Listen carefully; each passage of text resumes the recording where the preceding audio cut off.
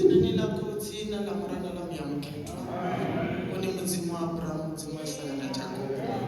Riyalikuwa mune wanga, riyalikuwa maroba, riyalikuwa mune wanga lufuruwo lero lwaulungami, mune wanga iwo wovuwa Kristu, mune wanga ndiyatenda kamutu mwana mune wanga wovuwa kodzi yoshudhupadza zvinosandiswa Kristu wanga, mune wanga yavaulwane yavaduku, mune wanga neyavasva Kristu wanga wauka, ane adova chichasandisukulu mune wanga ndoshemu yakatuva lopedzisa mune wanga riduwo ropfuma muyanyu mune wanga navane vari neyavo nejehovha navaduku mudzimu wanga riduwo ropfuma mune wanga kodzisa izvo ronodipfuma kodzi mune wanga ari nadhaka ronohuru mune wanga limangadzo mukati yambiru mune wanga lisi dhakaro mune wanga lazvizvanino shango dhakaro mune wanga latadhuru murena riyalikuwa Kristu riyalikuwa dzindikuwa dzisvikiriri Kristu riyalikuwa mune wanga riyalikuwa maropa ngaisu Kristu muchidzi amen.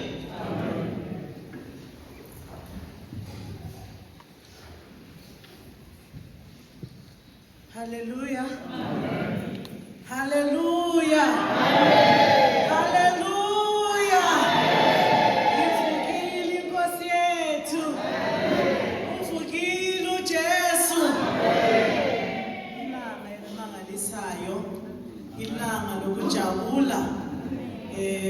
Siyanamkela ku-Sunday school i-Passover ekana 2025 ngegama leNkosi yethu Jesu Kristu owavukayo kwabafileyo.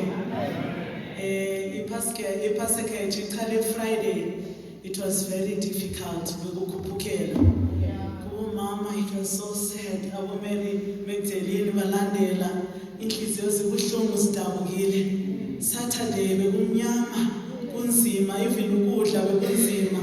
Kodwa namhlanje sithi hallelujah.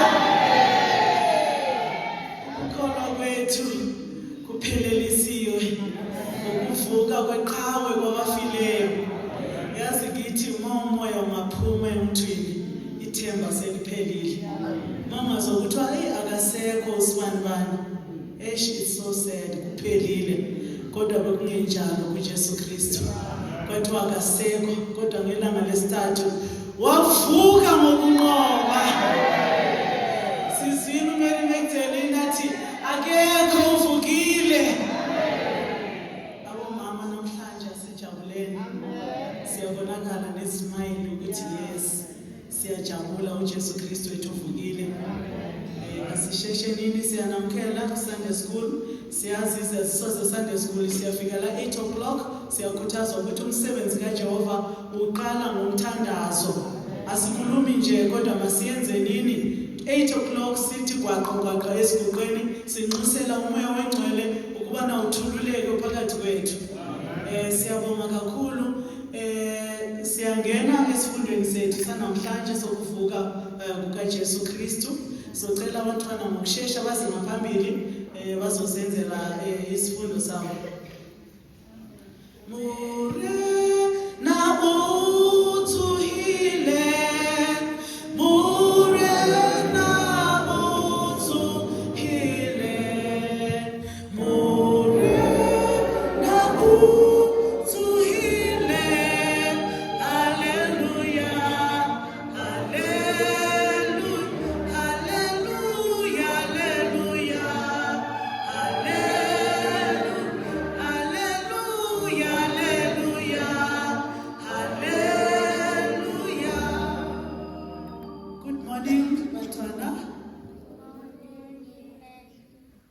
Siyabonga inkosi yethu ivukile bantwana. Asingeke sithole ithuba lokuthi sicule 1-1 ngoba sibaningi. Sizocela sicule sonke i-chorus sonke esiyaziyo sonke. Let's all sing.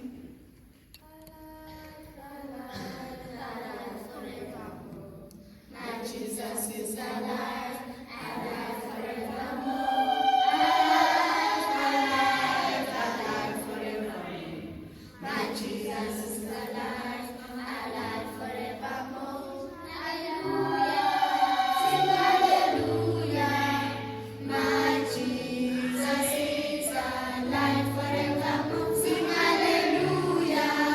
Sing hallelujah, my Jesus is alive.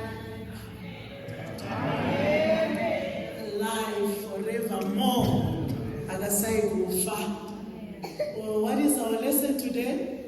The resurrection of Jesus. John 19, verses 8 to 42. Matthew 27, verse 1 to 66. John 20, verse 1 to 21. Lesson 14. Primary course memory verse.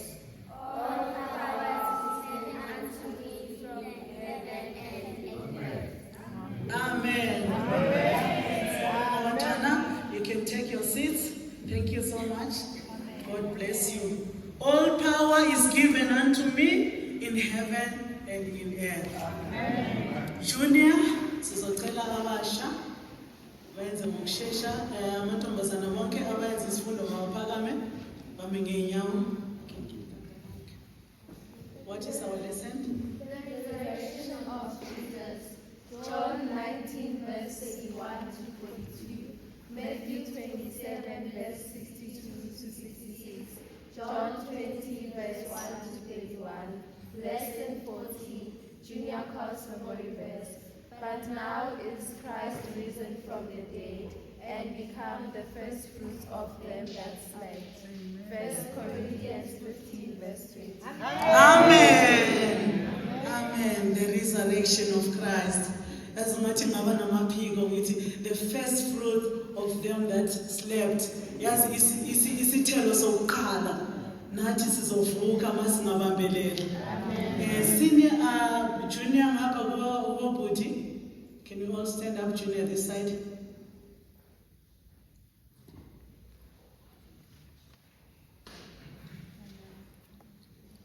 The resurrection of Jesus Christ. Lesson 14. John 19 verse 21 to John 19 verse 31 to 42. Matthew 27 verse 62 to 66. John 20 verse 1 to 31. Memory verse. But now is Christ risen from the dead and become the first fruit of them that slept. 1 Corinthians 15 verse 20. Amen. Siyabonga buthi senior abenze ngesilungu socela baphakame. Abenze wonke abenze nesilungu abomama socela niphakame nisenze lesifundo. Yes. Lesson 14, the resurrection of Jesus Christ, is found from the book of John, chapter 19, from verse 31 to 42, and also John chapter 20, verse 1 to 31, and also in the book of Matthew 27, from verse 62 to 66. Senior course memory verse. The memory verse of the senior section is found in the book of Job, chapter 19, verse 25. It says that I know that my Redeemer liveth, and that he shall stand upon the earth on the latter day. Amen. Amen. Thank you. Another one in above this side. Abenze nesilungu socela niphakame to save our time. Or put Gilbert. Sorry, Brother Gilbert. The resurrection of Christ, lesson 40. Senior course memory verse, Job 19 verse 25. Ngokuba ngiyazi uNkulunkulu wami ukhona, ngokuba ekupheleni kuyokuma emhlabeni. Amen. Siyabonga Hannah. I know that my Redeemer liveth, and he shall stand at the latter day upon the earth. Job 19 verse 25. Amen. Memory verse, Job 19 verse 25. I know that my Redeemer liveth, and that he shall stand at the latter day upon the earth. Amen. Amen.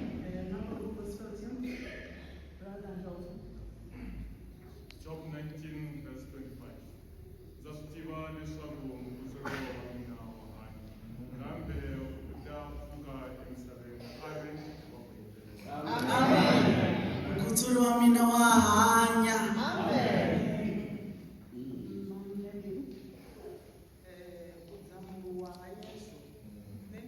ḓivha zwa uri mulamuleli wanga u ya tshila ane a ḓo sala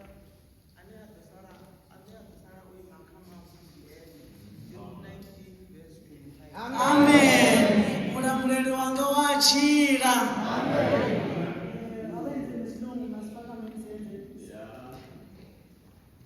Job 19, verse 25, the word is, I know that my Redeemer giveth, and that he shall stand at the latter day upon the earth. Amen. Amen. Sister Mel, last. Job 19 verse 25. Asindinoziva kuti mdzikinuri wako mupenyu, uye kuti pakwedzera uchasimuka paini. Amen. Mudzikinuri wangu mupenyu. Tinoti siyabonga kakhulu. Abangayenzanga i-memory verse sizoyenza ngesikhathi sesifundo ngenxa yesikhathi sethu. Lesikhathi i-elementary izophumela ngaphandle, i-junior nayo izophumela ngaphandle, i-senior izosalala ngaphakathi. Sizocela amadikoni wethu mazithi 1:45 nishaye ibell yokuqala, uteacher arepa over, arepa up isifundo, and then 10:2 sonke sibe sesilana sibambe isikhathi sethu. Ilanga elikhulu le-resurrection uJehova silungisele okukhulu. Masivuleni izinhliziyo zethu, uNkulunkulu asibusise.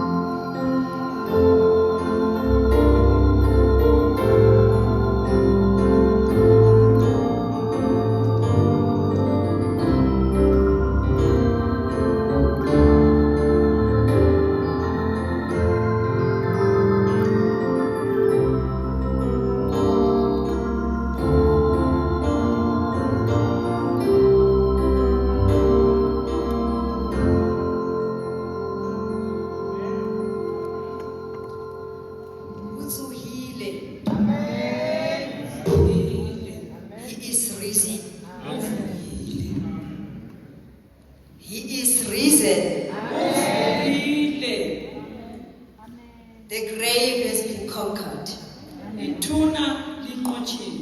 The grave could not hold him. He is risen. The hope of the Christians. May God help us. May he also rise. May he also be resurrected in our hearts.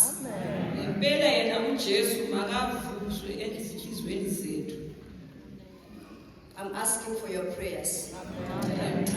This is the time for our Sunday school lesson. Pray for the Sunday school. Pray for the Sunday school teachers. Pray for the interpreter. We are all here to learn the word of God.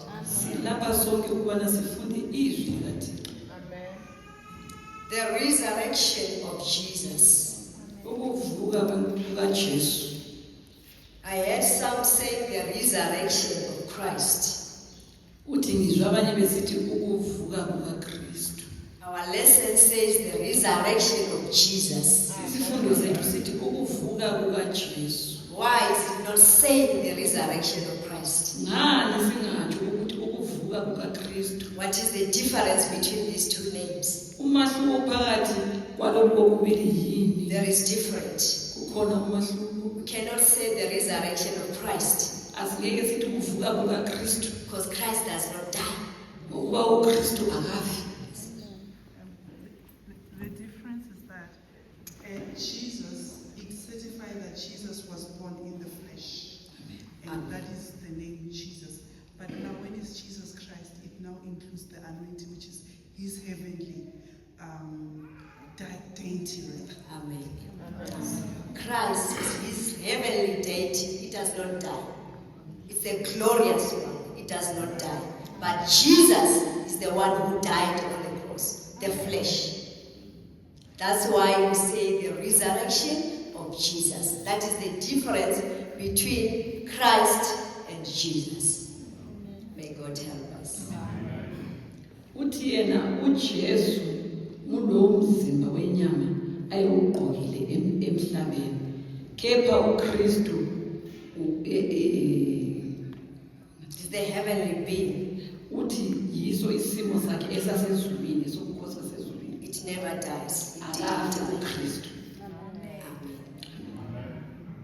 We are learning about the resurrection of Jesus. Sifunda ngokuvuka kukaKristu. We cannot talk about the resurrection without talking about his death. Asingeke sikhulume ngokuvuka kwakhe njengoba sikhuluma ngokufa kwakhe. We've been hearing about the death of Jesus Christ since Thursday. Sizwe ngokufa kukaJesu kusukela ngolesine. He was crucified on the cross Wabethelwa esiphambanweni for you and me. ngenxa yami nawe. Let us read Isaiah 53. Let's read verse 4 to 7. Isaiah 53. Isaiah 53, verse 4 to 7. Any Zulu reader? Isaiah 53, verse 4 to 7. Verse 4. Impela wazithwala izinhlupheko zethu, waphatha nokudabuka kwethu. Nokho besithi uhlushiwe, eshaywa uThixo, ehlupheka. Verse 5. Kodwa walinyazwa ngenxa yezono zethu, wahlutshelwa ububi bethu. Imivimbo yokuthula kwethu wawuphezu kwakhe, nangemidwa yakhe sipholisiwe thina. Verse 6. Thina sonke sedukile njengezimvu, sahamba ngezindlela zethu sonke. uJehova wamthwesa ngezono zethu. Verse 7. Ubehlupheka edabuka, akavulanga umlomo wakhe. Walethwa njengenqwane izokuhlatshwa, nanjengemvu ithule phambi kwabagundini, kunjalo naye akawuvulanga umlomo wakhe. Amen. Amen. Surely he has borne our griefs and carried our sorrows, yet we did esteem him stricken, smitten of God and afflicted. But he was wounded for our transgressions, he was bruised for our iniquities. The chastisement of our peace was upon him, and with his stripes we are healed. All we like sheep have gone astray. We have turned everyone to his own way, and the Lord hath laid on him the iniquity of us all. He was oppressed, and he was afflicted, yet he opened not his mouth. He is brought as a lamb to the slaughter, and as a sheep before her shearers is dumb, so he openeth not his mouth. Amen. Hallelujah. Amen. He openeth not his mouth until the death of the cross. He humbled himself until the death of the cross. There is power in silence. There is power in humility. We saw that power when he rised from the grave. But there is no power in pride. There is no power in pride. There is no power in lots of ways. In the multitude of ways, there is no power.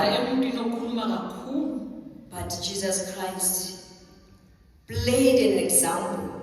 He laid an example for Christians.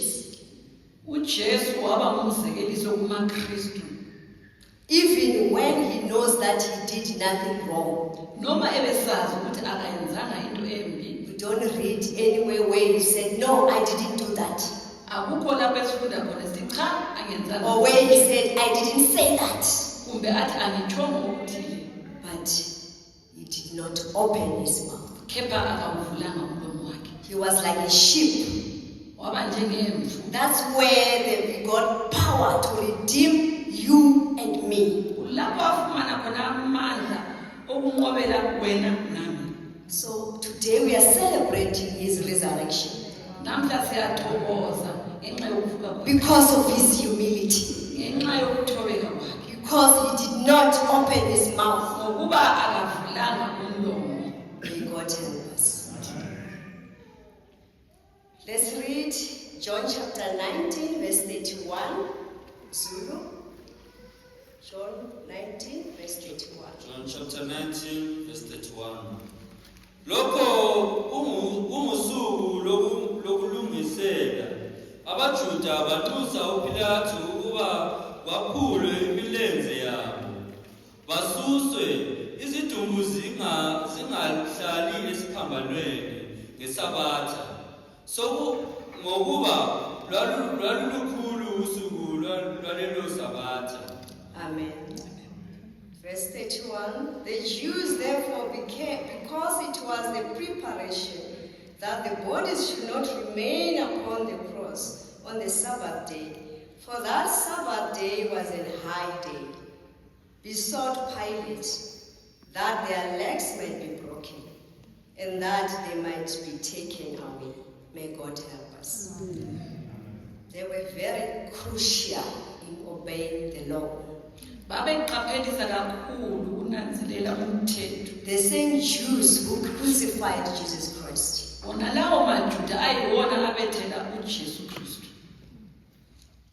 They were very particular about keeping the details of the law and also their tradition that they've added unto that law.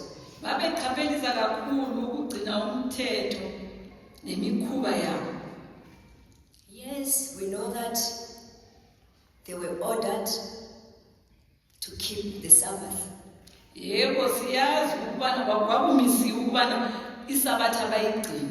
know God has made his creation and rest on the seventh day.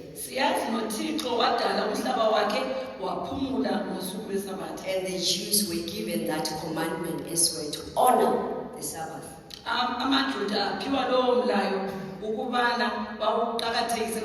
But it's so strange that they just crucified the Son of God, the Sabbath himself. But now they want to keep that Sabbath. They want to make sure that no one is still hanging on the cross on the Sabbath day.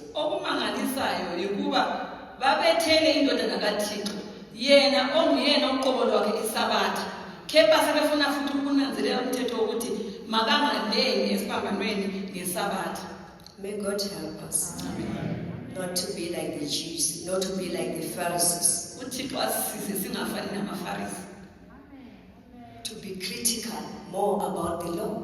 What else do we know about the Pharisees? What else can we say about the Pharisees? If somebody call you a Pharisee, do you get happy? Why don't you accept it? Why don't you feel happy when somebody calls you a Pharisee?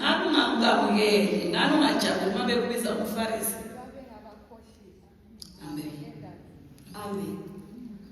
Hypocrites. Yes.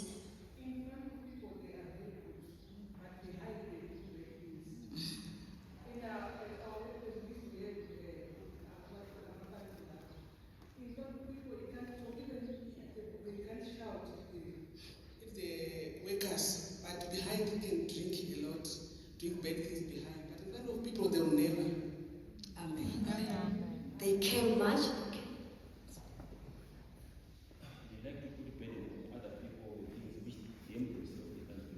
Amen. That's why on our lesson they also said they were very particular in keeping the law and also the tradition that they've added upon that law.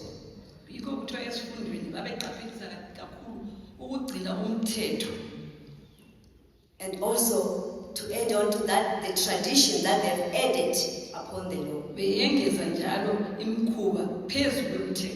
They mind so much about what people say about them. That's why they were hypocrites. yikho babengabakhohlisi. They want to be praised of people. Babethanda ukuphakanyiswa ngabantu. They want to look good before people. Bathanda ukubukeka But bengabantu behind the closed doors, they are wicked. kepha ngasese bengabantu ababi. They want to keep the law of Sabbath. Bathanda ukugcina umthetho weSabatha. Let's read Matthew 23, verse 23. Matthew 23, verse 23. Matthew 23 verse 23. Nakho kinina babhali nabafarisi bazenzisi nithela ngokweshumi iminthe neyasini nekhumini niyekile okhazima komthetho ukuthi ukwahlula nomusa nenkolo ngani kwenzile lokhu ngani ngakuyekile nalokhu. Amen. Woe unto you, scribes and Pharisees, hypocrites, for ye pay tithe of mint and anise and cumin, and have omitted the weightier matters of the law.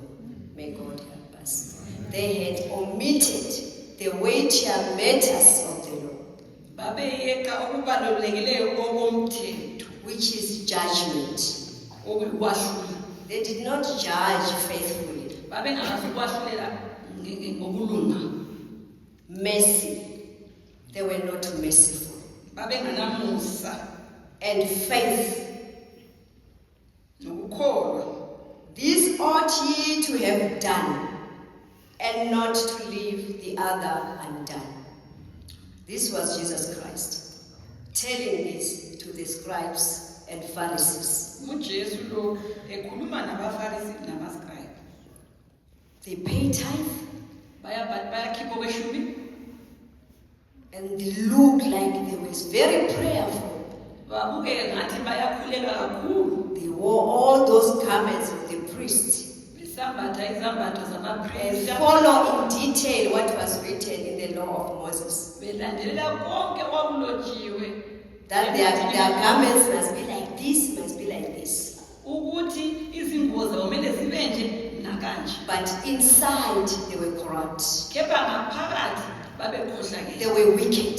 Babebabi. May God help us not to be like these scribes and the Pharisees. uThixo asisize singabafuzi abafarisi nababhali. Are we who we are inside and outside? Silokhu esibukeka siyikho na ngaphandle nangaphakathi. We are so beautiful. Sibahle. Are we like that even inside? Sinjalo ngaphakathi na. God sees, we heard yesterday here, that God sees what is inside.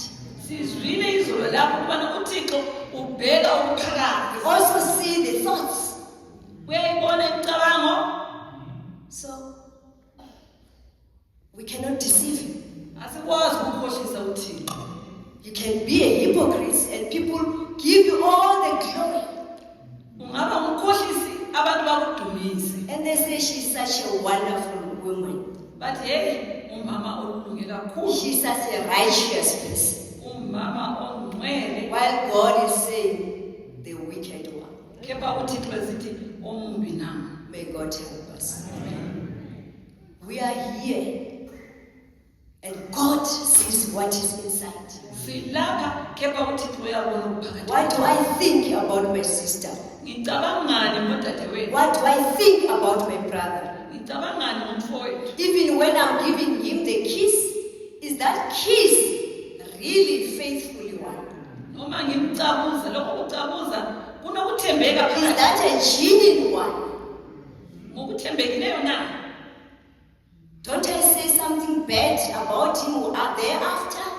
Angikhuluma okubi ngemva kwalokho. Something that I didn't tell you face to face. Into ebengeke ngimtshele sibhekene. May God help us. None of us here have the key to heaven. Akula muntu onesikhiye lapha. None here of us have the key to the eternal life. Akuna muntu onekhiye lapha ekungena And the one who has that key can see our thoughts. and the intents of their hearts. It does not help to pretend. Don't pretend. If you know that your heart is evil, come to the altar and ask God to cleanse you. The blood of Jesus is still as fresh as it was in the day of his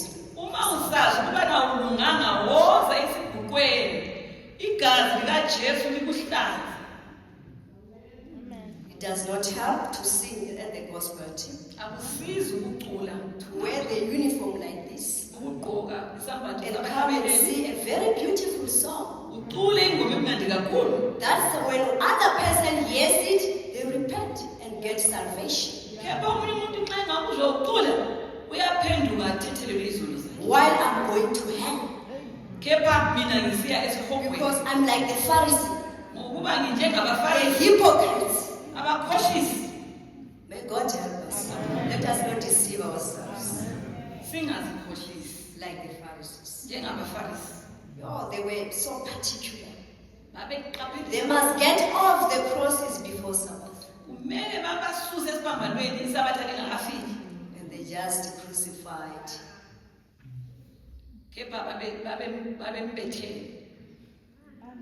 The Sabbath himself. May God help us. Let us continue with our lesson. Let's read verse 32 to 34, Zulu.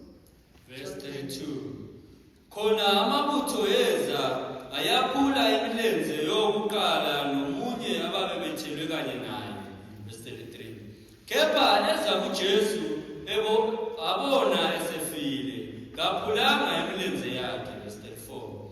Kodwa elinye ibutho lamgwaza ohlangothini ngomkhonto waze kuphuma igazi namanzi. The legs of the two thieves were broken, and Jesus' legs were not broken.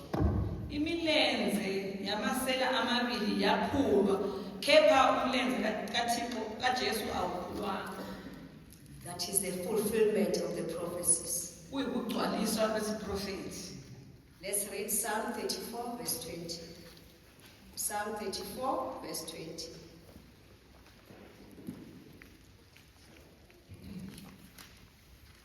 Anyone can read? Psalm 34 verse 20. Uyagcina wonke amathambo akhe alaphuki nelilodwa kuwo. Amen. Amen. English.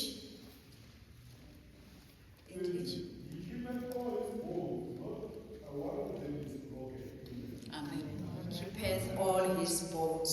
Not one of them is broken.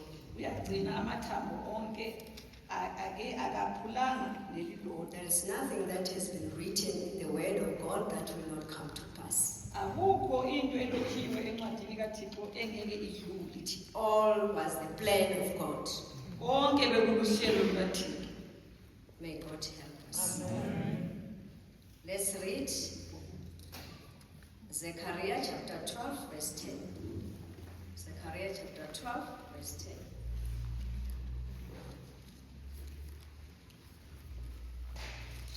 Zechariah chapter 12 verse 10. Ngothi ngithele phezu kwendlu kaDavida naphezu kwabahleliyo baseJerusalema umoya wokuhawukela nokucelela. Bazonaka mina abangigwazileyo, balilela yena njengokulilela oyedwa, babe nosizi njengonosizi phezu kwezibulo. Amen. English. Zechariah 12, verse 10. Zechariah 12, verse 10. And I will pour upon the house of David and upon the inhabitants of Jerusalem the spirit of grace and of supplication. And they shall look upon me whom they have pierced, and they shall mourn for him as one mourneth for his only son, and shall be in bitterness for him, as one that is in bitterness for his firstborn. Amen. That day is coming. The Jews, they will mourn for him, whom they pierced. When they got to Jesus, they found that he was dead already. bathembisile ukuthi Jesu bathola ukubana ubesefile. Because breaking their bonds was to hasten the death. Ngokuba ukuphula imilenze kwakukwenza ukubana basheshe. It was another way to hasten the death of the one who's being crucified. Kwakuyindlela yokusheshisa ukufa kwaye owayebethele. But Christ had already died. Kepha uKristu wayesefile. And what they did, they pierced him on the side. Bamgwaza uhlangothini. And there came out blood and water. Waphuma amanzi negazi. And what? Why blood and then water? Ngani igazi kwasekulandela amanzi? What does it simplify? Utshoni What does it exemplify? Utshoni lo. What can you explain the blood and water that came out of the side of Jesus Christ?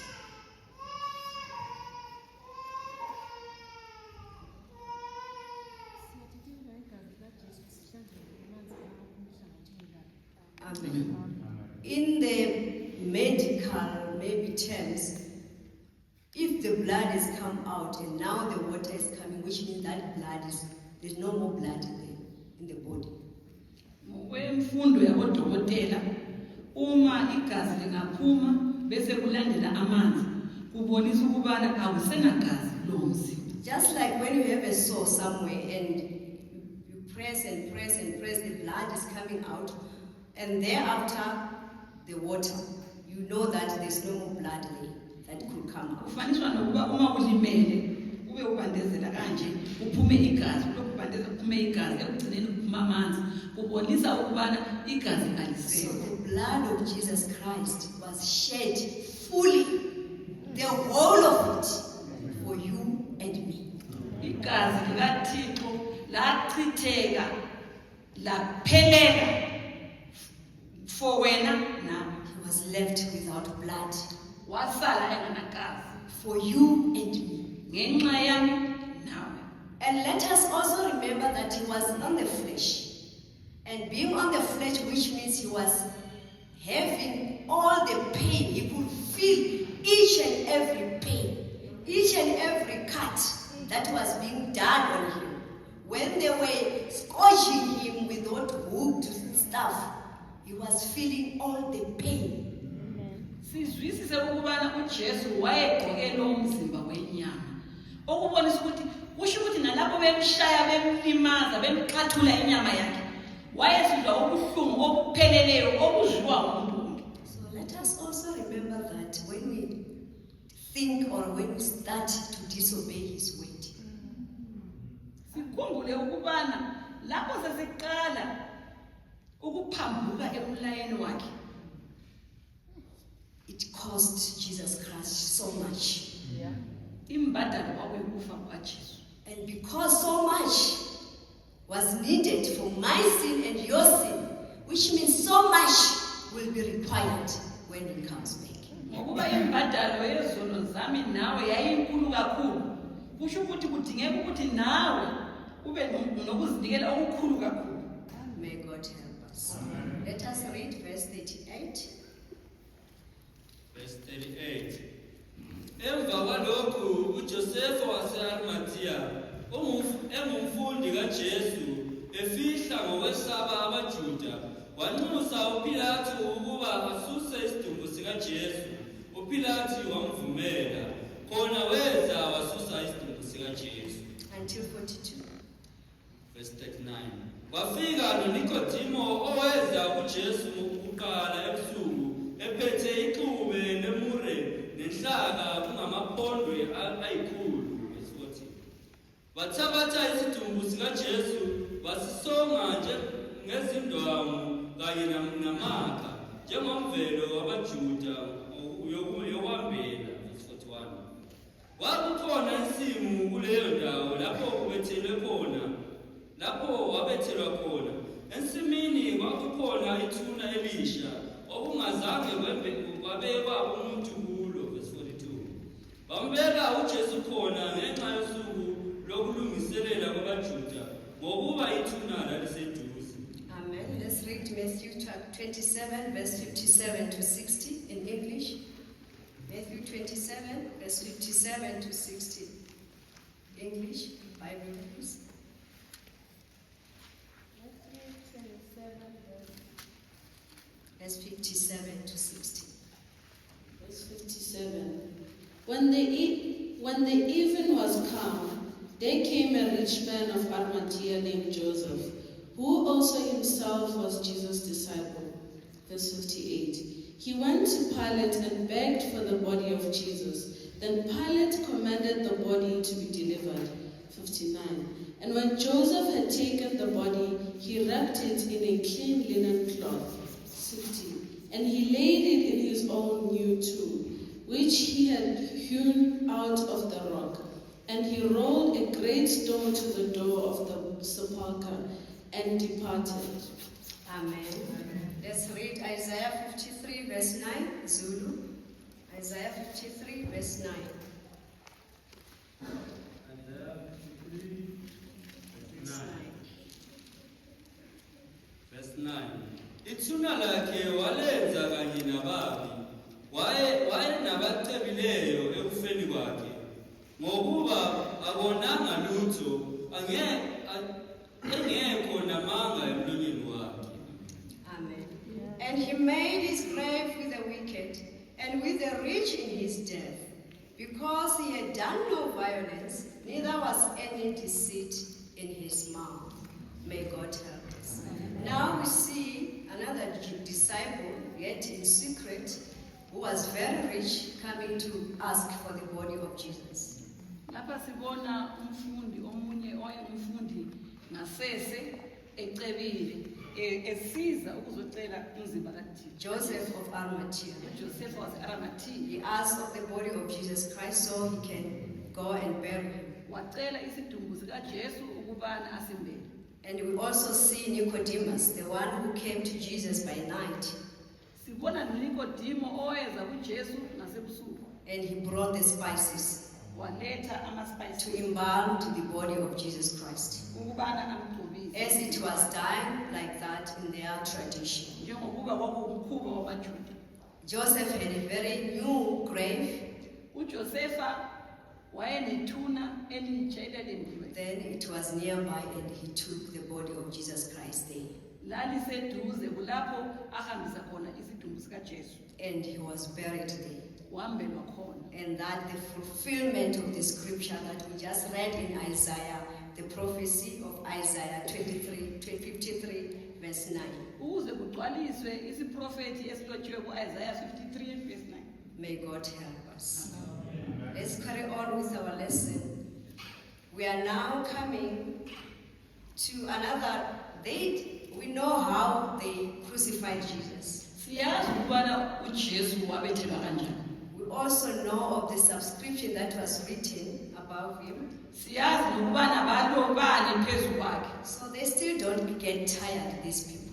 Ngempela namanje abakhathali. Now we see their attempt to conceal his resurrection. Siyabona bayaceba ukubana kuthiwe ukuvuka kwakhe kuyize. They know what he said. Bayazi lokho akukhulumayo. And they understood it well.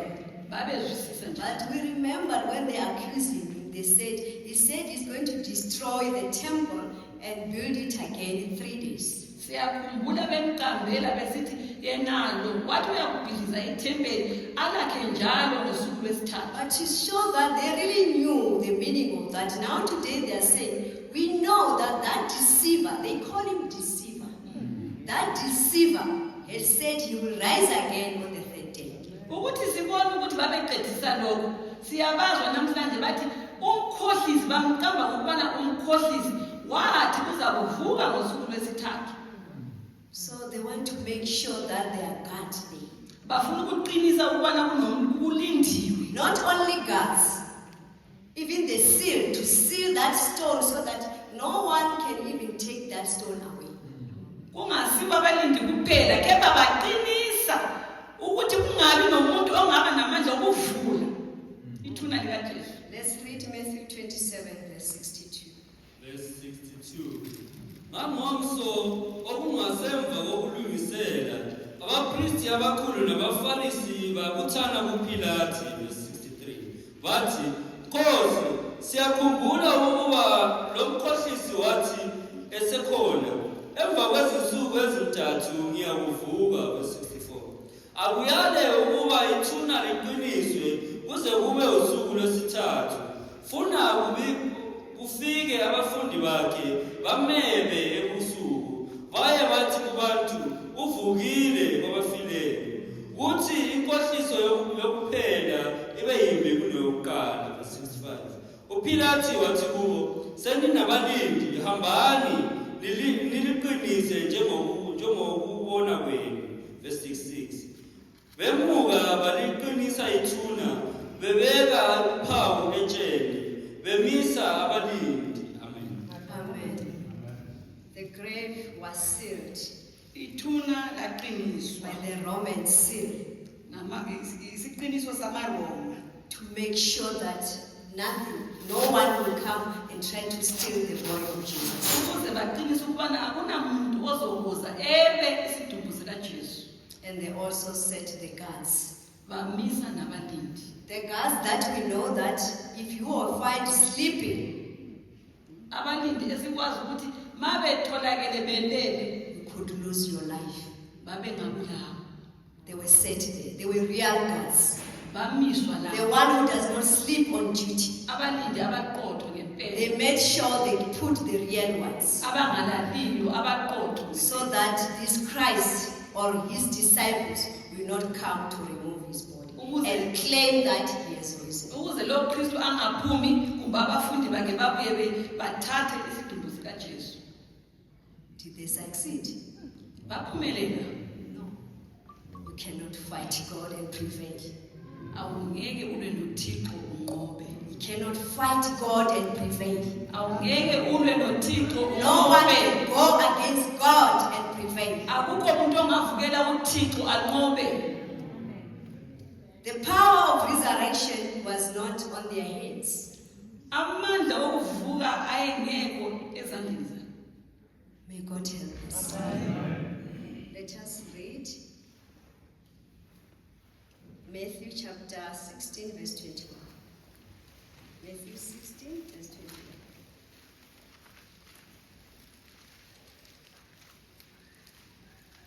Matthew 16 verse 21. English. Matthew 16 verse 21. From that time forth began Jesus to shew unto his disciples how that he must go unto Jerusalem and suffer many things of the elders and chief priests and scribes, and be killed and be raised again on the third day. Amen. And be killed and be raised again on the third day. Their sin did not help. Their guards, they were useless. Because when the earth quaked, when he was rising from the dead, they were left as dead men.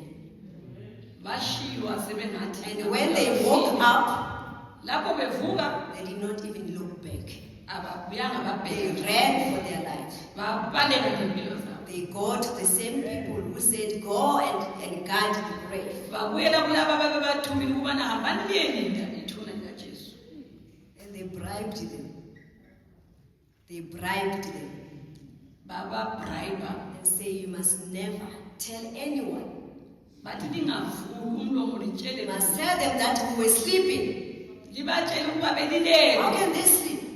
Because if you found sleeping, you were going to be killed. Because now you but they went in that extent. That's what the devil can do. The devil does not get tired of plans. And make people to look stupid. They know that if we can report that we're sleeping on duty, we are going to lose our lives. But they accepted bribery. Saying you must never tell anyone. Tell them that his disciple came and stole him while we were sleeping. How can that happen? Kungenzakala kanjani? The grave was sealed Ithuna by the laliqinisiwe. Roman seal. Isiqiniso And it samaRoma. was not one guard. Kwakungasemlindo How can yedwa. they sleep, all of them? Bayalala kanjani bonke? The devil does not get tired of with his tricks. uSathane akakhathali ngamaqhinga And akhe. if you want to take you down, and if he wants to take you down, Uma efuna ukuwisa to make sure that you don't make heaven your home, ukuze ungayenzi izulu libe ikhaya lakho, he's not going to sleep. akalali. So you must not sleep either. Nawe mawungalali So you can conquer him. ukuze umnqobe. He does not sleep. Akalali. He works 24/7. Usebenza 24/7. But how many hours do we sleep, Christians? Thina silala amahola amangaki maKristu? How many hours do we pray at night? Sithandaza amahola amangaki ebusuku?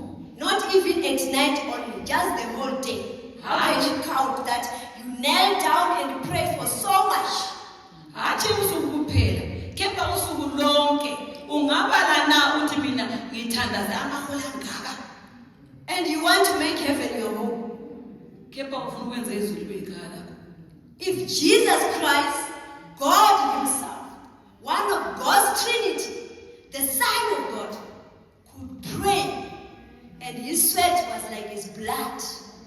If Jesus Christ could fast 40 days and 40 nights, being the child of God, he did not have sin. He was not supposed to make heaven his home. It was already his home. What more you and me today if you want to make it? Do you think you are just going to get into heaven like that? Do you think you are going to just conquer the devil like that? The one who does not sleep? We are lying to ourselves. Uma uJesu yena oyindodana kaThixo wayethandaza aze aphume izinyembezi zegazi. Uma yena uJesu qobo wayezincicha ukudla 40 days and 40 nights. Kangakanani mina nawe mzalwane? Kambe singafinyela ukuyangena kulelo zulu singaziqambeli amanga. May God help us. Do we still fast and pray? Sisazincicha ukudla sithandaza na? Or we make our chronic illness as an excuse to go into prayer? Kumbe sinika ama-excuse ngezifo zethu ezingalaphekiyo sithi sifanele sidle singafasta umkhuhlane uyasibulala. Jesus Christ drew power of the cross from prayer. uJesu Kristu wayedonsa amandla esiphambanweni. When he finally said, God, Father, thy will be done, how many times did he went to pray? Eze ethi yena baba intando yakho mayenziwe wahamba kangaki emthandweni? But we want to do our own will. Kepha Because we thina cannot sikwenza do intando the yethu. will of God. Ngokuba sikwazi ukwenza intando kaThixo. Because the will of God is not my will. Ngokuba intando kaThixo The will of God might not please me. Intando kaThixo ingeke ingithokozise. It might be something that is I'm against totally. Kungaba yinto engiyivukelayo ngempela. Can I surrender and say, God, let your will be done? Ngingazidela na ngithi Thixo intando yakho mayenziwe. With 5 minutes prayer, Ngomthandazo umzuzu nje wabo. thinking about watching another movie, Ucabanga ukubuka iTV. thinking about watching another episode that might pass, Ucabanga ukubuka itelevision. coming to church thinking about I still need to go and cook for my children, the preacher is taking long. Ubuya enkonzweni ucabanga ubana kumele ngiyephekela abantwana By bami. the time the preacher Uthatha starts isikhathi. getting to 15 minutes or 30 minutes, I'm already watching my time. Uma ochumayelayo efika ku-15 minutes sengibheka isikhathi. Do you think you are going to pray after that preaching? Ucabanga ukubana uzothandaza na ngemva And you kokushumayela? think you are going to conquer the devil? Ucabanga na ukubana uzamnqoba usathane? Let us not lie to ourselves. Singazicambeli amanga. The Bible said, few, there are few who walk in that way. iBhayibhili lithi balushwana abahamba kuleyo ndlela. The path is very narrow, Indlela inguncingo with a straight gate. And And there are few who pass by it. balutshwane abangena kulo lelo sango. That is not a lie. Asimanga. It is not a lie. Asimanga. Much was at stake. Much was at stake. When Jesus Christ came to this earth, he left the throne on high. uJesu walahlekelwa ngokuningi kakhulu wachiya isihlalo ezulwini esiza lapha emhlabeni. No one has ever tasted the pain that Jesus Christ went through. Akukho umuntu oke wadlula phakathi kobuhlungu uJesu adlule phakathi. And you think you're gonna walk into heaven like that? Ucabanga ukuthi uzongena nje uhamba ngeenyamana zakho By coming to church on Sunday ngokuza enkonzweni ngesonto and singing? ucule. May God help us. Amen. May God help us. Amen. They tried to seal the tomb. Bazama ukuqinisa ithuna. They were overcome. God overcame. Jesus Christ overcame them. uJesu wabanqoba. He overcame the grave. Wanqoba ithuna. We know that it also happened. Siyakwazi Let's read Daniel chapter 6. Daniel chapter 6, 17 and 22. In Zulu Bible. Daniel chapter 6, verse 17. Laselilethwa itshe libekwe phezu komlomo wompande.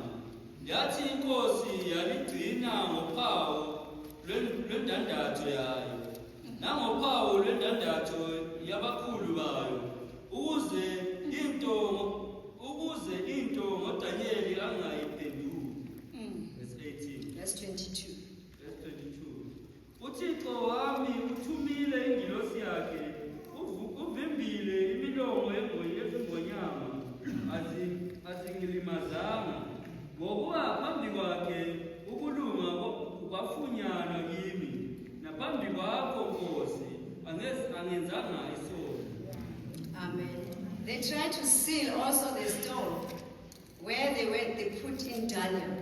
Bazama ukuqinisa ilitshe lapho kwakubekwe khona uDaniel. But we hear when Daniel answered the king in the morning, he said the angel of God came in and shut the mouth of the lions. Simzwile ephendula inkosi ekuseni wathi uThixo uthumele ingilosi yakhe yabuya yavala imilomo yezingonyama. Being sealed. Kuqinisiwe. So who can fight God? Ngubani ongalwa noThixo na? They attempt to conceal the resurrection, but they failed. Bazama ukulwisa ukuvuka kepha bahluleka. May God help us. Amen. Let's read John 20, verse 1 and 2. John 20 verse 1. Ngosuku lokuqala lwesonto uMaria uMagadalini wafika ethuneni ekuseni kusemnyama wabona itshe lisisiwe ethuneni. Wagijima waya kuSimoni uPetro nakumfundi omunye owathandwa uJesu wathi kubo, basusile inkosi ethuneni asazi lapho bayibeke khona. Continue please to Verse 10. 3.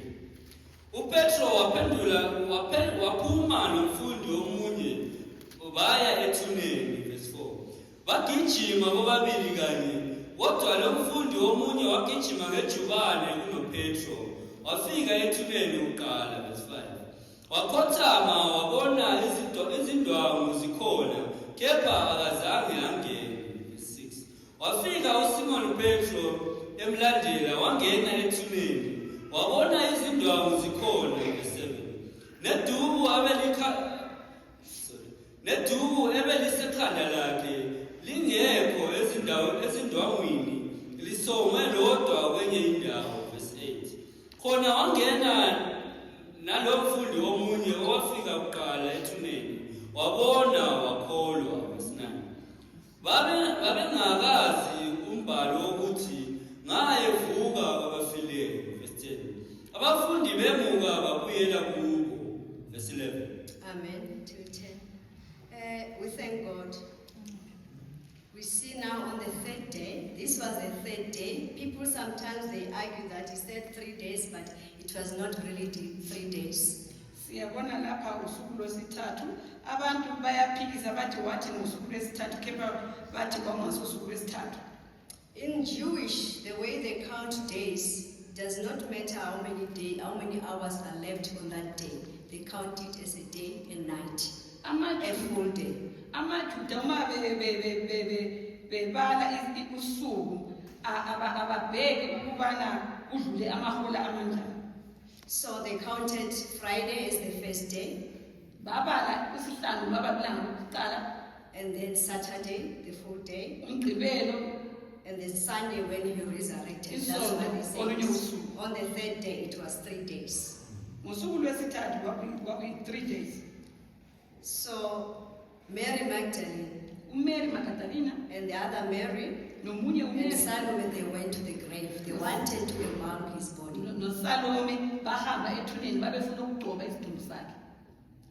When they got there, they found that the stone has been rolled away. Mabefika lapho bathola ukubana ilitshe lisusiwe. And they went to tell the disciples. Bayotshela abafundi. And Peter and John ran to the sepulchre. uPetro noJohane bagijima ethuneni. And Peter went in. uPetro wangena. And they found the clothes that they were dressed Jesus Christ. Bathola amalaphi ayegoqele Jesu Christ. The one that was on the body, it was on the other side, and the other that covered the napkin that covered his head, it was set separate. Ingubo eyayisemzimbeni wakhe yayibekiwe eceleni, kepha le eyayisekhanda yayigoqwe kahle yabekwa. What is the meaning of that? Umutsho wakho yini? The napkin that had covered his head, it was now folded separately from other clothes and set aside. Leyo ngubo eyayimbathise ikhanda lakhe. What does that mean? Yayigoqwe kahle yabekwa eceleni. It is an illustration of something. What is it? Kunomutsho.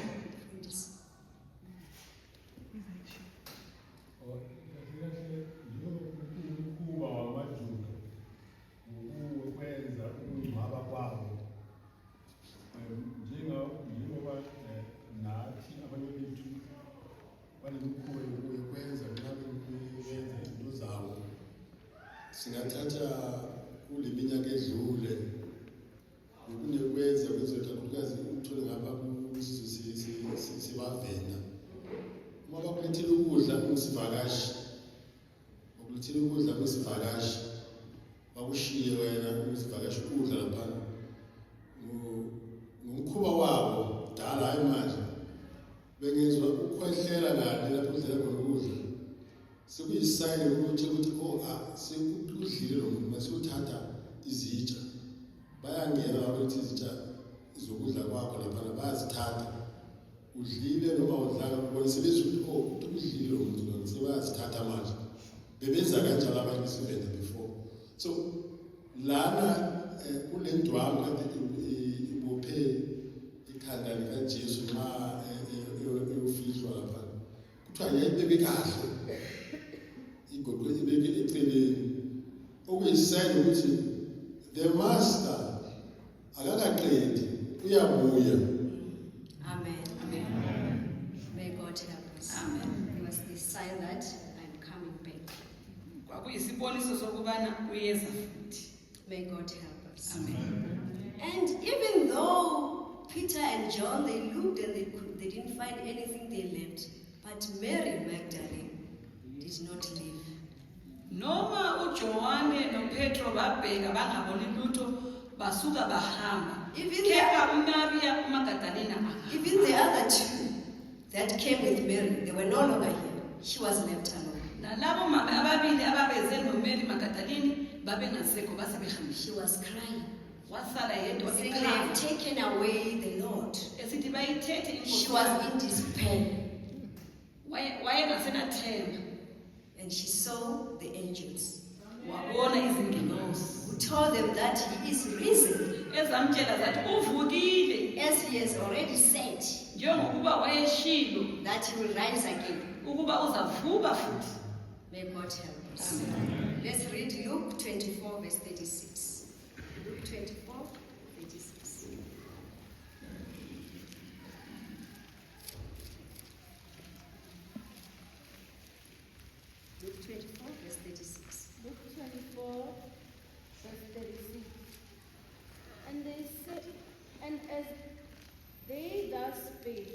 Jesus himself stood in the midst of them and said unto them, Peace be unto you. Amen. Please go and read John 20 from verse 11 in Zulu, please. Verse 11. Kodwa uMaria wema ethuneni ngaphandle ekhala. Esakhala wakhothamela ethuneni. Verse 12. Wabona izingilosi ezimbili zinezingubo ezimhlophe zihlezi, enye ngasekhanda nenye ngasezinyaweni. Lapho isidumbu sikaJesu besilele khona. Verse 13. Zathi kuye, Mame, ukhalelani na? Wathi kuzo, basusile inkosi yami, angazi lapho bayibeke khona. Verse 14. Seshilo lokhu waphendukela emva, wabona uJesu emi, engazi ukuba uJesu. Verse 15. uJesu wathi kuye, Mame, ukhalelani na? Ufuna bani na? Yena ethi ungumlindi wesimo, wathi kuye, Nkosi, uma umsusile ngitshele lapho umbeke khona, ngiye ngimthabathe. Verse 16. Verse 16. uJesu wathi kuye, Maria. Waphenduka wathi kuye, Rabboni, okuwukuthi mfundisi. Verse 17. uJesu wathi kuye, unganginamathi, angikenyukeli kubaba. Hamba uye kubazalwane bami uthi kubo, ngisenyukele kubaba wami noyihlo wenu, kuThixo wami noThixo wenu. Amen. We see now the importuning of Mary Magdalene. Siyabona ukuphekelela kukaMaria. He did not give up. He did not give up. Akadelanga. He was never discouraged. She was never discouraged. Akazange aqedwe amandla. And it yielded good results. Njalo wamvusa. She was the first to see Jesus Christ after his resurrection. Wayengokuqala ukubona uJesu ngemva kokuvuka kwakhe. She was standing there crying. Wayemilapho. She wanted her Jesus. Wayefuna uJesu wakhe. Even told the gardener that if you took him, show me where you have put him so I can take him. Watshela nobaba lo enakekela lapha ingadi wathi uma umthethe ngitshele ukuze ngimthabathe. She was thinking is the gardener while it was Jesus Christ. Wayecabanga ukuthi ngumlindi wasegadeni kanti uJesu. And she heard Jesus Christ calling her name. Wamuzwa uJesu Kristu ebiza igama. What a joy. Injabulo engakanani. What a relief. What a victory. Ukunqoba kungakanani. May God help us. Let us importune in prayer. Don't be discouraged. Don't be discouraged when they tell you that you are crying a lot.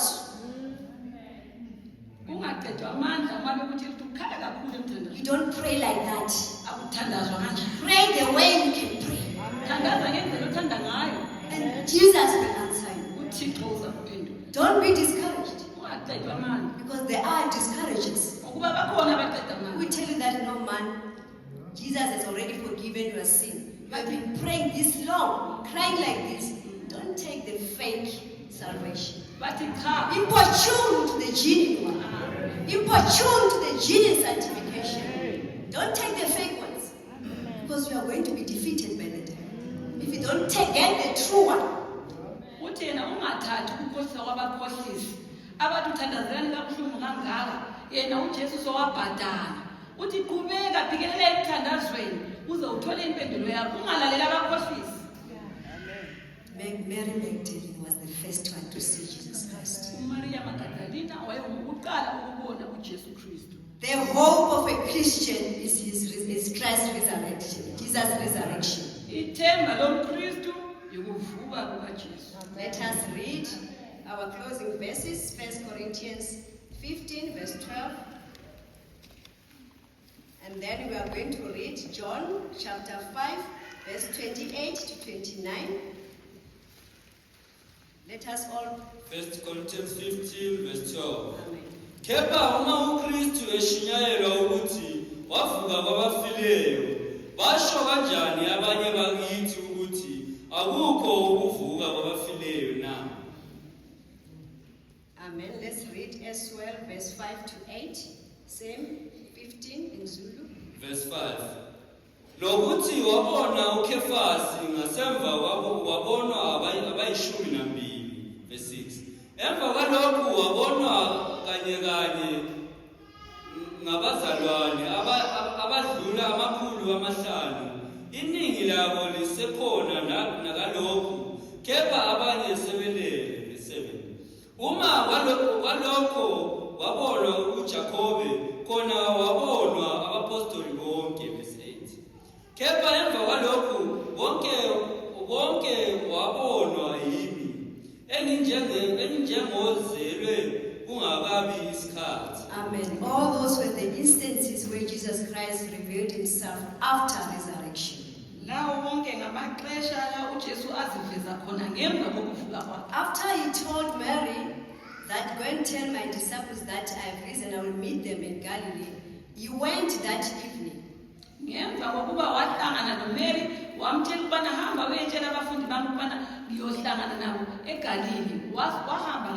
was resurrected with a glorious body.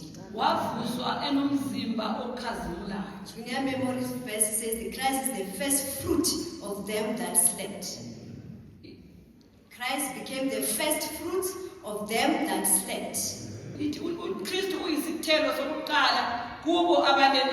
can say, no, but Jesus Christ has raised so many people from the dead. Why is he saying he's the first? And the second one will come when on the first resurrections of the saints. No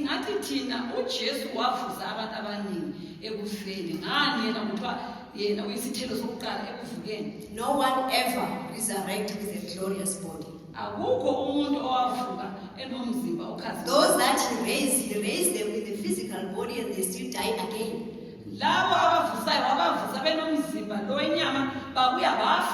So Christ the first fruit.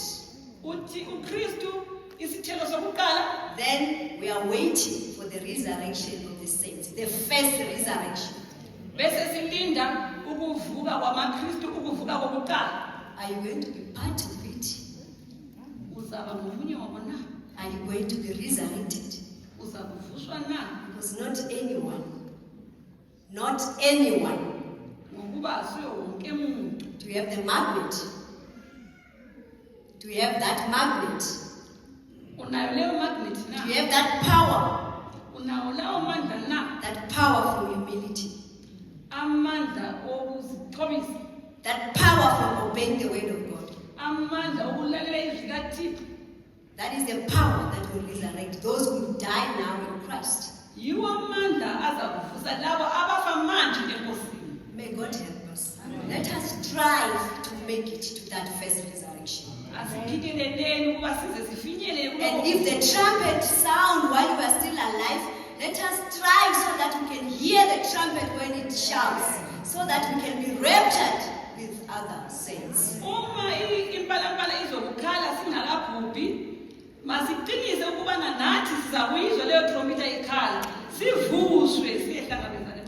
Thomas was not there when he first appeared to his disciples after the resurrection. And he said he will not believe it until he can touch where the nails were.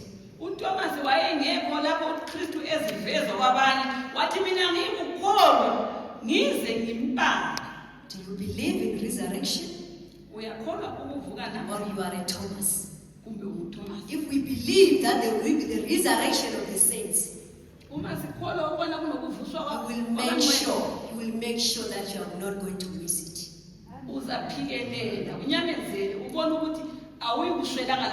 Let's read our closing verses. John 5:28 to 29, English version.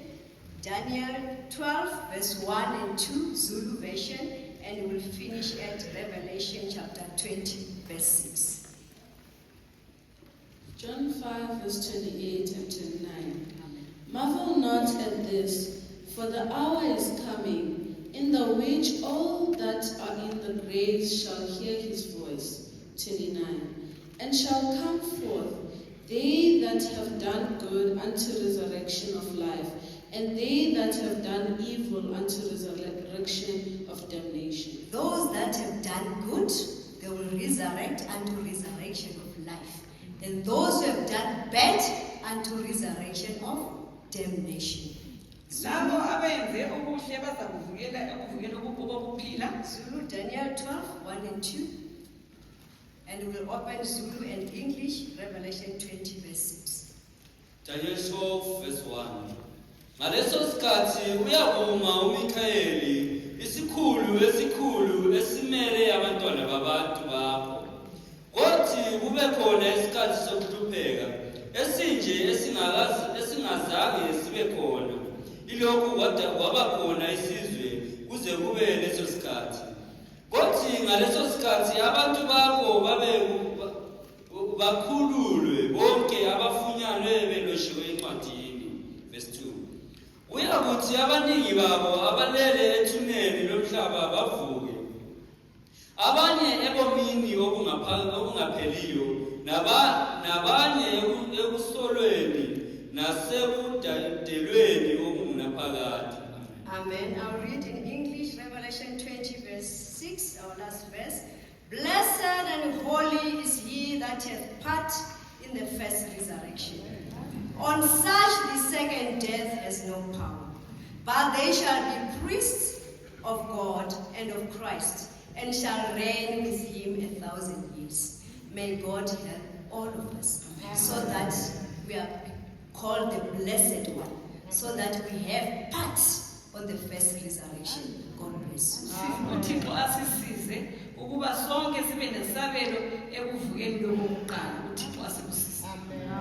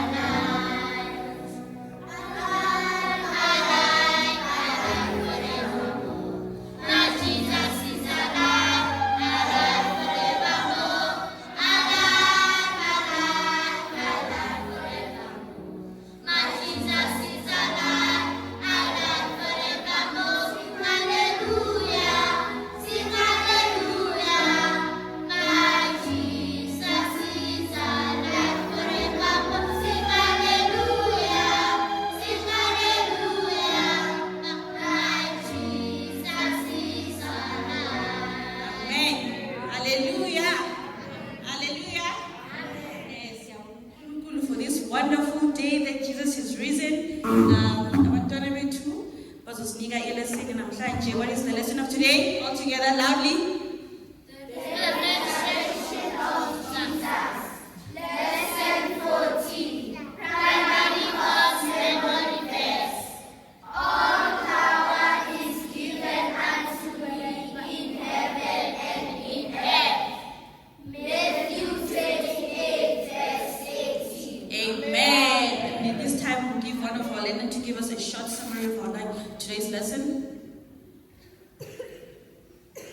Jesus was crucified.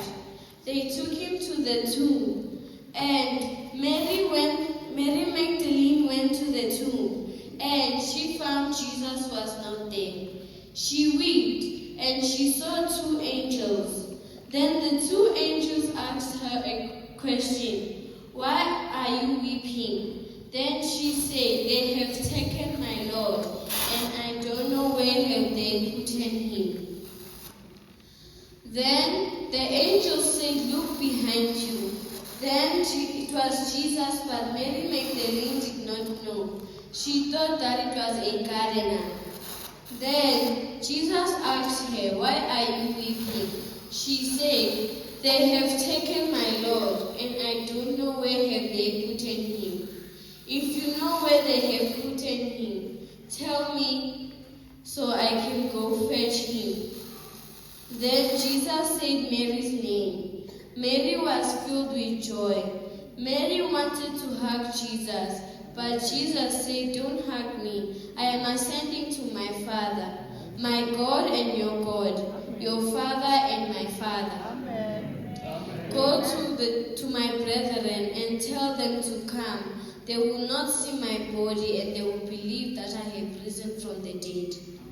Amen. Thank you. What is the question? How many days was Jesus in the grave? 3 days. Yes. And who rolled the stone back? And who was the first person to see Jesus? Mary Magdalene. Yes. So that is our lesson. So we'll end with a song. Amen.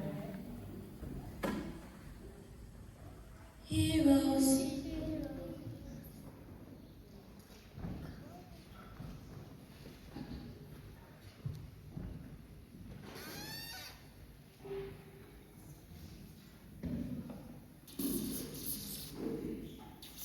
Heroes, heroes, heroes from the dead. Heroes, heroes, heroes, heroes, heroes from the dead. Heroes, heroes, heroes, heroes, heroes from the dead. And the Lord shall take his children home. And the Lord shall take his children home. They crucified my Savior and laid him on the cross. They crucified my Savior and laid him on the cross. They crucified my Savior and nailed him on the cross. And the Lord shall take his children home. And the Lord shall take his children home. Heroes, heroes, heroes from the dead. Heroes, heroes, heroes, heroes from the dead. Heroes, heroes, heroes, heroes from the dead. And the Lord shall take his children home. And the Lord shall take his children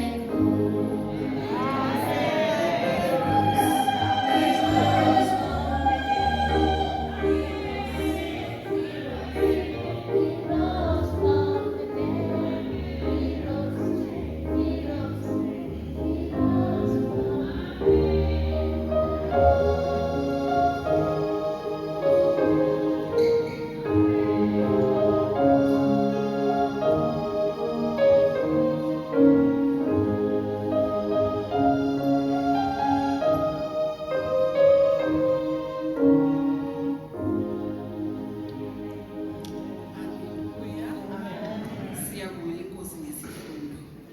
Isifundo siphume kahle kakhulu. Njengoba umoya engcwele bethanda ukubana siphume. Asifuni ukuthi sibuye sisiphambanise kakhulu. Kepha sifundile kuKristu. Sifunde into enkulu kakhulu. Mina into engibambileyo into yokuvala umlomo wakhe. Sizwile phakathi kwevili lapha intshumayelo ihamba. Wathiwa uKristu into enkulu ayenza noma yimile phambi kwabagundi, phambi kwabapristi, phambi kwabahluli, into anqoba ngayo wavala umlomo. Kuthiwa awuvulanga umlomo, ngabe wawuvula kuthi wayengena abe yi-candidate. Hayi ngizibone nami ngisiba nengqondo enkulu. Kusho ukuthi yingqondo eyami nawe ukuba nxa sihamba kulolu hambo noma sizwana noma sibone senze ngathi asibonanga ngithi sivale imlomo ngithi uKristu wayenganayo impendulo wayenayo. Angithi usathane nxa efuna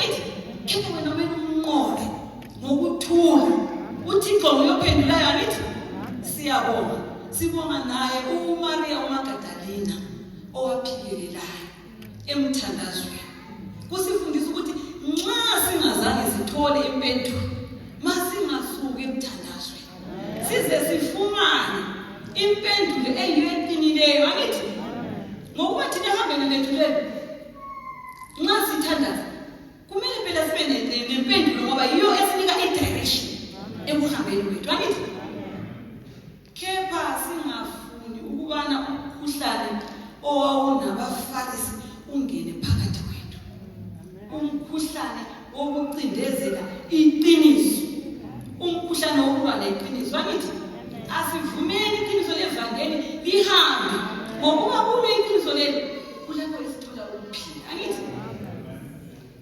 thina okwethu sesifundile mase sifundile masigqokeni silinde angithi sifundile kuKristu sibonile ukuhamba kwakhe ebezosifundisa ukubana thina masihambe kanjani ohambeni lwethu njengamaKristu usinike i-example uyavele ubezonika thina i-example esiyakukholwa kulelo lizwi abayalivele ezulwini ukubana sihamba njani so thina kumele sihambe sibheke sihambe njengaye angithi ukuze nxa sibambelela kulelo themba lo mzimba lo mhlabathi esigqokileyo uwela phansi silale sinethemba lokuvuka ukuhlupheka kwethu kangaka sihluphekele ukubana nathi sibe nokuvuka njengokuba yena wavuka angithi uThixo asenzele umusa asifundeni 1 Corinthians 15:17 1 Corinthians 15 verse 17. Yes. And if Christ be not raised, your faith is vain. Ye are yet in your sins. Amen. Verse 15. Yea, and we have found false witnesses of God, because we have testified of God that he is raised up Christ, whom he raised not up, if so be that the dead rise not. Verse 16. And if the dead rise not, then is Christ not. Verse 16. For if the dead rise not, then is not Christ raised. Amen. Amen. Okubonisa ukuthi nxa sihlupheka kangaka bazalwane ohambeni lwethu lesiKristu sihlutshwa ubusuku nemini siphikelela ukubana sibe nokuvuka kokuqala angithi mathina sizahamba njengokwentando yethu sisuka entandweni kaThixo asikuba namandla okuvuka uThixo asenzele umusa siyabonga.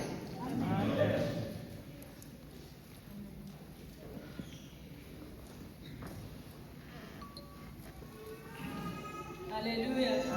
Sizosukuma sonke 72 parapara mapungo madiba number 1 to 3. Bure na ukadichira rifu adicha opisa bure na Yesu ofuka